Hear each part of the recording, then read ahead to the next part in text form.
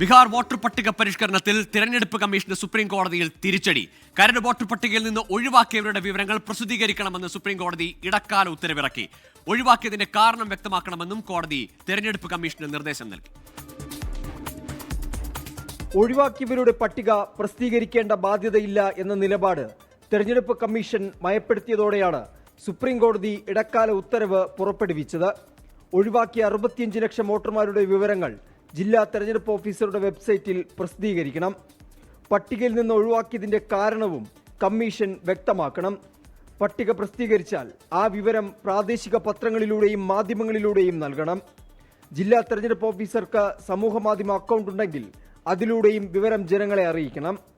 തദ്ദേശ സ്ഥാപനങ്ങളിൽ booth level officer booth തിരിച്ചുള്ള പട്ടിക പ്രദർശിപ്പിക്കണം. പരാതിയുള്ളവർക്ക് ആധാർ കാർഡിന്റെ പകർപ്പ് ചേർത്ത് പരാതി നൽകാമെന്നുമാണ് സുപ്രീം കോടതിയുടെ ഇടക്കാല ഉത്തരവ്. ജില്ലാ തലത്തിൽ വെബ്സൈറ്റുകൾ ഇല്ലെന്നായിരുന്നു ഹർജിക്കാർ വാദിച്ചത്. ഒഴിവാക്കിയവരുടെ പട്ടിക ജില്ലാ തലത്തിൽ പ്രസിദ്ധീകരിക്കാമെന്ന് തെരഞ്ഞെടുപ്പ് കമ്മീഷൻ അറിയിച്ചതോടെയാണ് ഇടക്കാല ഉത്തരവിലേക്ക് സുപ്രീം കോടതി എത്തിയത്. സുതാര്യത വോട്ടർമാരുടെ ആത്മവിശ്വാസം കൂടുതൽ വർദ്ധിപ്പിക്കുമെന്നായിരുന്നു വിഷയത്തിൽ സുപ്രീം കോടതിയുടെ നിരീക്ഷണം. ആർ അച്യുതൻ, 24, ഡൽഹി.